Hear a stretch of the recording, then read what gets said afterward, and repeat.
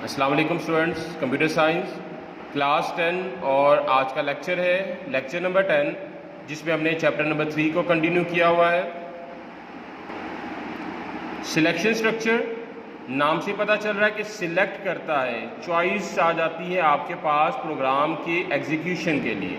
A selection structure chooses which alternative program statement to execute, means कि हमारे पास दो options आ जाती हैं, हमने उन दो ऑप्शन या दो प्रोग्राम स्टेटमेंट में से किसी एक को चूज करना है, and that is the main purpose of selection structure. हमारे पास GW बेसिक में सिलेक्शन स्ट्रक्चर के लिए जो स्टेटमेंट अवेलेबल है उनमें से पहली स्टेटमेंट है if then statement. If then statement is a decision making statement, मतलब ये कि इसकी बेस पे हम डिसाइड करते हैं कि कौन से पाथ को अडॉप्ट किया जाए प्रोग्राम की एग्जीक्यूशन के लिए। And after depending on the decision it can change the program execution order. Decision की बेस पे प्रोग्राम का जो ऑर्डर है वो चेंज हो जाता है। And it is also used to select the path flow of a program based on a condition. अब ये प्रोग्राम की एग्जीक्यूशन का ऑर्डर चेंज होने की मेन रीजन क्या है? कंडीशन के based on the condition program की एग्जीक्यूशन को तब्दील कर दिया जाता है।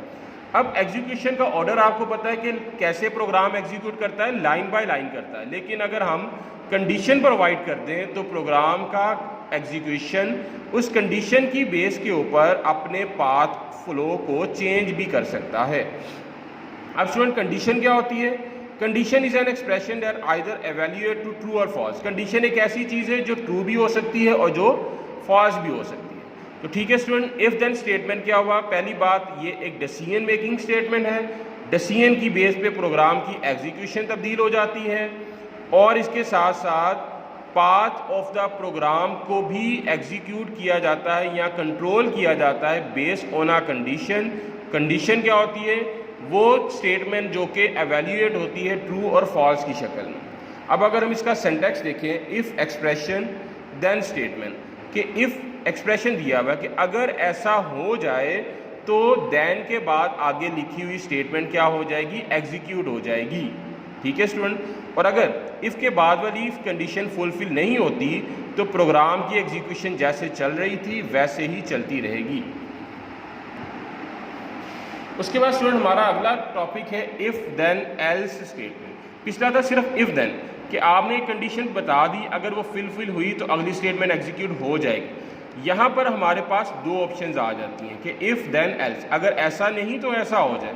मीन्स के यहाँ पर हमारे पास दो डिफरेंट अल्टरनेटिव्स होते हैं। दो डिफरेंट अल्टरनेटिव्स मतलब ये दो चॉइसेस होती हैं, अगर ट्रू हो जाए तो ये स्टेटमेंट फॉल्ट हो जाए और अगर फॉल्स हो जाए तो अगली स्टेटमेंट एग्जीक्यूट हो जाए। तो इट्स मीन के if then else is used to specify the two different alternatives, means के two different path flow with the if statement and based on that condition, based on a condition, उन दो alternatives में से कोई एक path जो है वो एग्जीक्यूट हो जाता है। लाइक इन द सिंटैक्स आप देखें, इफ एक्सप्रेशन, ये एक्सप्रेशन दिया हुआ है, अगर ये एक्सप्रेशन फुलफिल हो जाता है, ट्रू टास्क होता है, तो ये स्टेटमेंट एग्जीक्यूट कर जाएगी। अगर ऐसा नहीं होता, ऊपरली कंडीशन फॉल्स हो जाती है, तो उस केस में नीचे दी गई स्टेटमेंट एग्जीक्यूट हो जाएगी। यहाँ पर आप देख रहे हो, ट्रू के केस में एग्जीक्यूशन के लिए स्टेटमेंट और है और फॉल्स के केस में एग्जीक्यूशन के लिए स्टेटमेंट और है। मीन्स कि हमें दो अल्टरनेटिव प्रोवाइड किए गए हैं। स्टूडेंट, ये भी एक डिसीजन मेकिंग स्टेटमेंट है जो प्रोग्राम के पाथ को एग्जीक्यूट करने के लिए डिसीजन लेता है, and that decision is based on a condition. यहाँ पर भी अगर आप देखिए कंडीशन ही है ना, कि अगर ऐसा हो जाए तो इसको एग्जीक्यूट कर दिया जाए, अगर ऐसा नहीं होता तो ये स्टेटमेंट एग्जीक्यूट हो जाए। तो स्टूडेंट, दो हमने पढ़ी सिलेक्शन स्ट्रक्चर में, इफ देन स्टेटमेंट और इफ देन एल्स स्टेटमेंट। अब बुक से जो आपने काम करना है वो मैं आपको दिखा देता हूँ। ये स्टूडेंट बुक का पेज नंबर 45, सिलेक्शन स्ट्रक्चर, उसके बाद ये इफ देन स्टेटमेंट है, उसके बाद ये कंडीशन क्या होती है उसके बारे में बताया गया, देन इसका सिंटैक्स।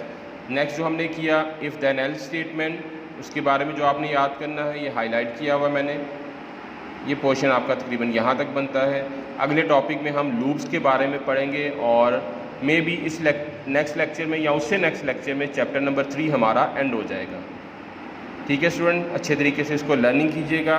नेक्स्ट लेक्चर तक के लिए अल्लाह हाफिज़।